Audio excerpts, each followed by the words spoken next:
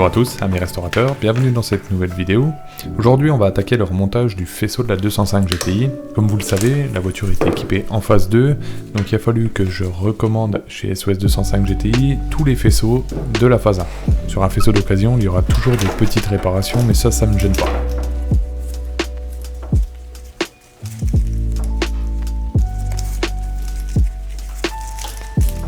Quand je remonte un faisceau, je commence toujours par ceux que je connais, et là particulièrement c'est celui qui va de la boîte à fusibles vers les phares que je remonte.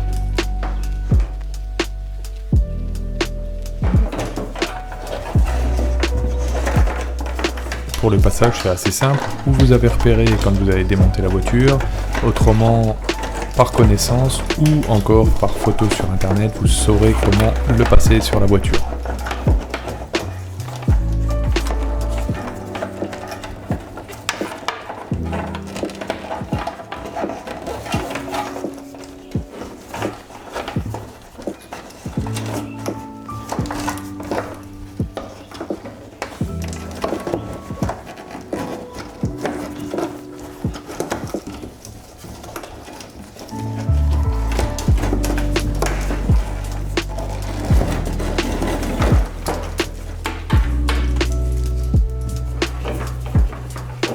Le conseil que je peux vous donner, c'est mettez les connecteurs à peu près de là où ils vont. Ça vous permettra de caler votre faisceau et de savoir à peu près là où les câbles doivent passer et là où ils doivent être attachés. On avait le connecteur du frein à main et là on a les connecteurs pour la pompe et le niveau d'essence.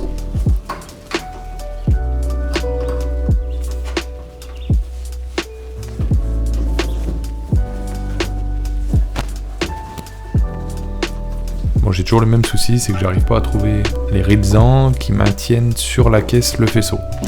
Est-ce qu'un jour je les trouverai? Ça, je le sais pas. Après c'est assez simple, on le fait passer dans l'aile arrière jusqu'à l'arrière de la voiture.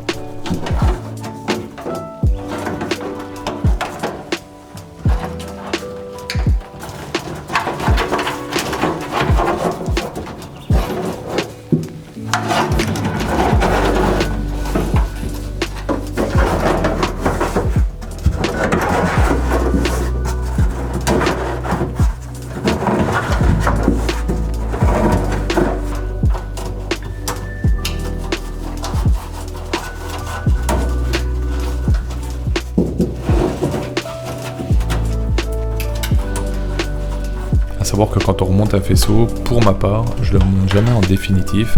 Je fais de l'à peu près et à la fin, je remonterai les choses petit à petit définitivement.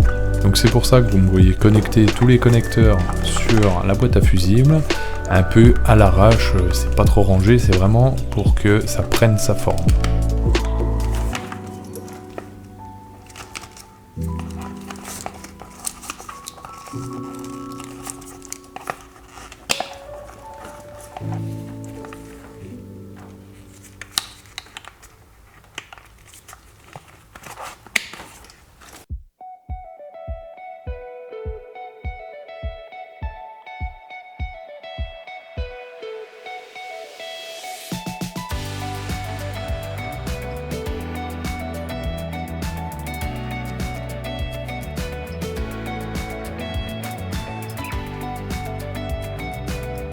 Ensuite, on va avoir les deux faisceaux qui vont dans les portes.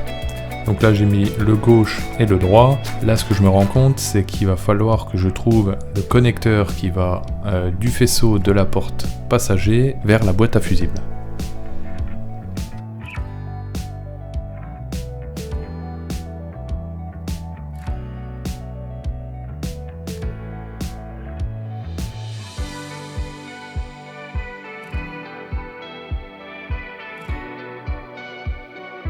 Pour le faisceau conducteur, vraiment rien de particulier. Il a un connecteur qui vient directement sur la boîte à fusibles et après ça part vers la porte.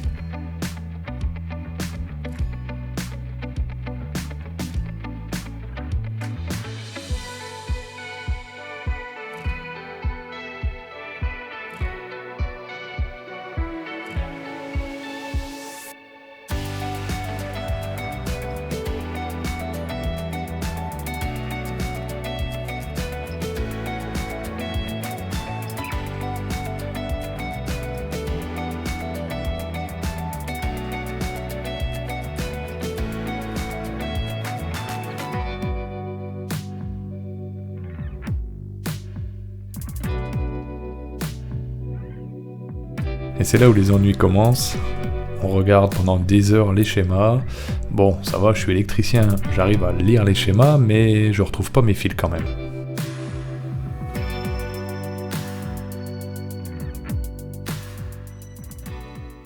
En fait, c'est pas très dur de connecter un faisceau, surtout sur la boîte à fusibles, et surtout du 205 GTI.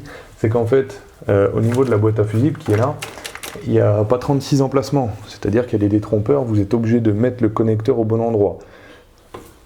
Je n'ai pas souvenir d'avoir eu des connecteurs inversés. Ça peut peut-être arriver, mais pas à ma connaissance. Donc en fait, j'essayais, dès qu'il y a un bout de faisceau qui arrive à un endroit, j'essayais tous les fils. S'il y a 4 fils, je le mets dans un endroit à 4 fils. Si c'est 3 fils, et si ça rentre, c'est qu'il va là.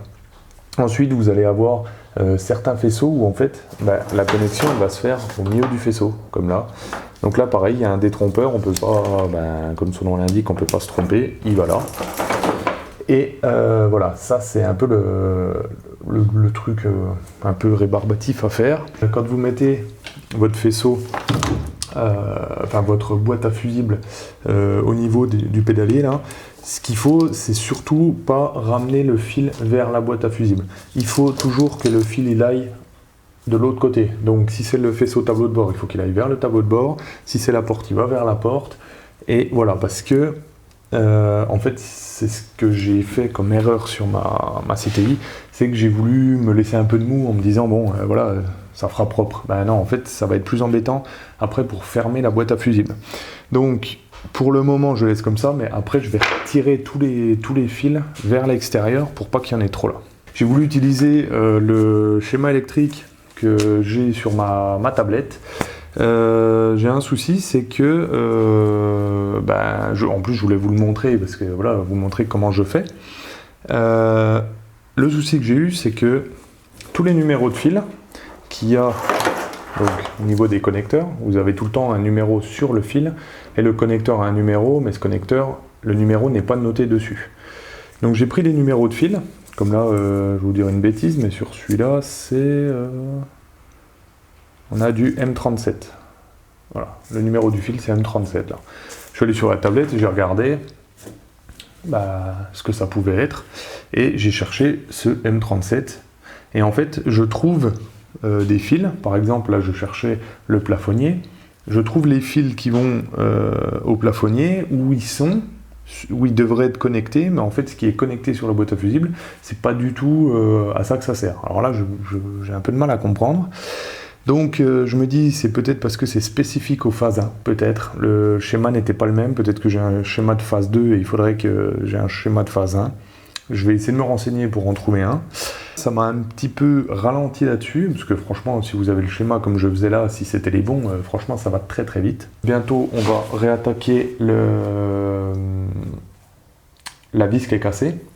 Vous m'avez donné plein d'astuces la semaine dernière. J'ai réfléchi un peu, j'ai trouvé en plus des choses, donc je pense qu'on va arriver à faire un truc sympa. Vous pouvez bien sûr me retrouver sur Instagram, Facebook et Discord. Vous pouvez me laisser un petit commentaire en dessous de la vidéo, ça fait toujours plaisir. Vous pouvez vous abonner, ça fait encore plus plaisir. Moi je vous souhaite à tous une très bonne semaine. Restaurez bien.